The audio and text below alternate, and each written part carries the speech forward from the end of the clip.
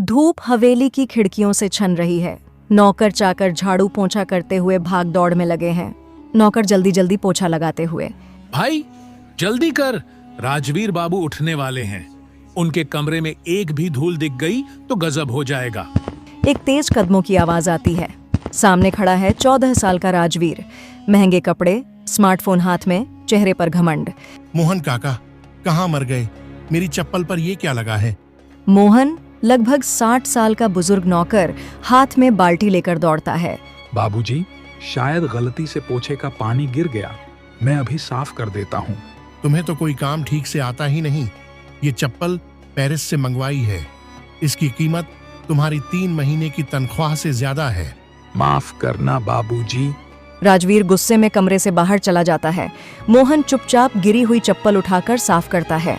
सुनीता देवी, राजवीर की माँ, रसोई में बैठी हैं, आंखों में चिंता। राजवीर बेटा, मोहन काका इस घर में तुम्हारे पैदा होने से पहले से हैं। क्या ये उनका हक नहीं कि तुम उनसे इज्जत से बात करो? माँ, ये लोग नौकर हैं। इन्हें उनकी जगह पर रखना जरूरी है।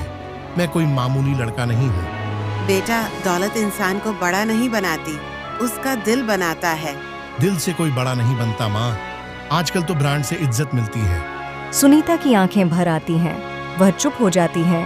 राजवीर अपने 2 अमीर दोस्तों के साथ बाइक से मंदिर के बाहर से गुजरता है। वहीं एक वृद्ध साधु बैठे हैं। लंबी दाढ़ी, गेरुआ वस्त्र, हाथ में कमंडल और पैरों में फटी हुई चप्पलें।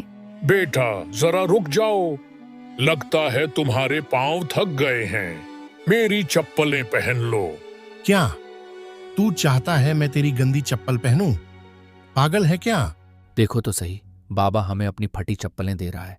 हा हा हा। बेटा, ये साधारण चप्पल नहीं, ये जादुई हैं। इन्हें पहनने वाला दूसरों की जिंदगी देख सकता है।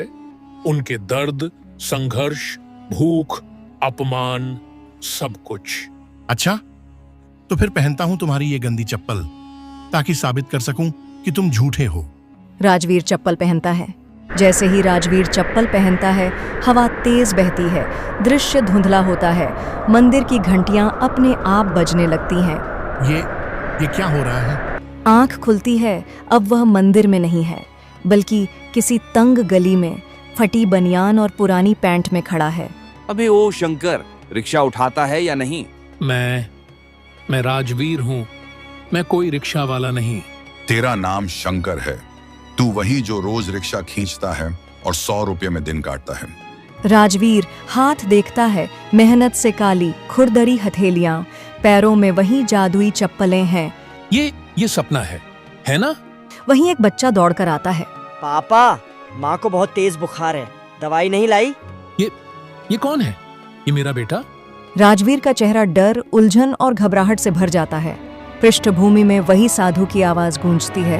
अब तू देखेगा वो जिंदगी जो तूने कभी सोची भी नहीं। अब तू समझेगा चप्पल का मोल और पसीने की कीमत। इंसान की असली पहचान उसके कपड़े या चप्पल नहीं, उसके कर्मों से होती है। शंकर पहले राजवीर, अब उसी गरीब रिक्शा वाले की जिंदगी में है। हाथ में रिक्शा पकड़कर भीड़ में निकलता है। उसके चेहरे पर हैरानी और घबराहट दोनों है। यहाँ तो सब कुछ अलग है। ये धूल, ये भीड़, ये गंदगी, ये मैं नहीं सह सकता। तभी एक ग्राहक आगे आता है। भाई साहब, स्टेशन चलोगे? हाँ जी, चलिए। शंकर रिक्शा खींचता है। पसीना आता है। पैरों में वही जादुई चप्पलें चमक रही हैं। शंकर की आंखों के सामने अचानक कुछ बदल जाता है। वह एक और दृश्य में पहुंच जाता है। एक बच्ची स्कूल से लौट रही है, भूखी और परेशान। माँ, आज खाने में रोटी नहीं थी। इतना भी तो कोई नहीं हो सकता। वापस रिक्शा की दुनिया में आता है। शंकर घर लौटता है। उसकी पत्नी सीमा और बच्चा मोनू दोनों बेसुध बैठे हैं। शंकर, दवाई लानी थी पर पैसे नहीं हैं। पापा, मुझे भूख लगी है। शंकर के चेहरे पर पछतावा, डर और प्यार झलकता है। शंकर मंदिर के पास साधु के पास आता है। साधु मुस्कुराते हुए कहते हैं, देखा बेटा, ये तुम्हारी असली जिंदगी है। अब जरा सोचो, क्या यह बेहतर है या तुम्हारी पुरानी दौलत भरी जिंदगी? मैं समझ नहीं पा रहा। कैसे मदद करूं? मैं तो सब कुछ खो चुका हूं। जो खोया है वह सब तुम्हें इंसान बनाता है। असली दौलत दिल की है, जो दुखियों की मदद कर सके। ये चप्पलें तुम्हें दिखा रही हैं जिंदगी के रंग, सीखो इन्हें। सच्ची दौलत पैसे में नहीं, दूसरों के दर्द को समझने और मदद करने में है।